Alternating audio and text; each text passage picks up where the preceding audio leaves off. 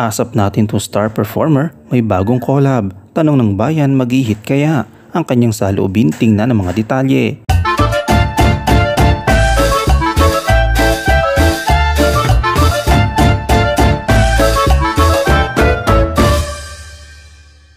Natapos na ni Gary Valenciano ang collaboration nila ni Glock 9. Sa pahayag ni Mr. Pure Energy nang ma-interview ng ilang media persons matapos ang Gary be back at the Museum The Repeat concert on October 20, Biyernes sa Music Museum, ay sinabi niya, "You know, when Glock 9 writes a song, you can't help but to pay attention because he's saying something in a very part.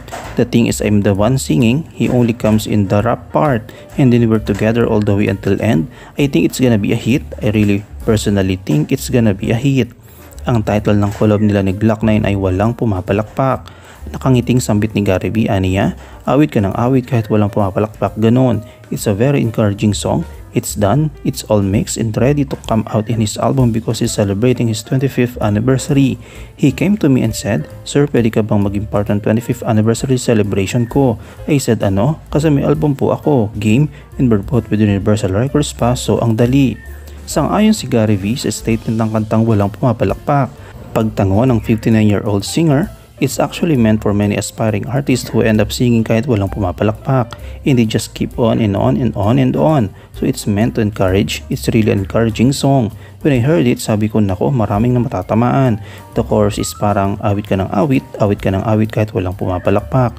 It's parang maraming beses kang nadadapa, bumangon ka agad, parang ganun, and then he comes in.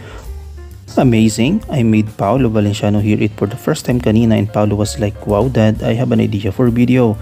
I said, "Okay, sige, let's do it. It's a good song."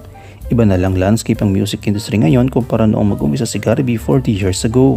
May iba ng timpla ang mga kanta, mostly online ng promotion at distribution. Pwede umanong kantahin ni Gary B yung bagong awit ng mga baguhang artista. Andyan na nga rin ang Walang Pumapalakpak na collab nila ni Glock 9. Ano yung komento kaugnay dito? Shoutout tayo kay Nilda Reyes, kay Alvin Luz Oriaga at kay Perla Cruz. I-comment mo lang ang inyong opinion sa comment section at huwag kalimutang i-like, i-follow, i-subscribe ang bcgram.net para sa mga latest happenings.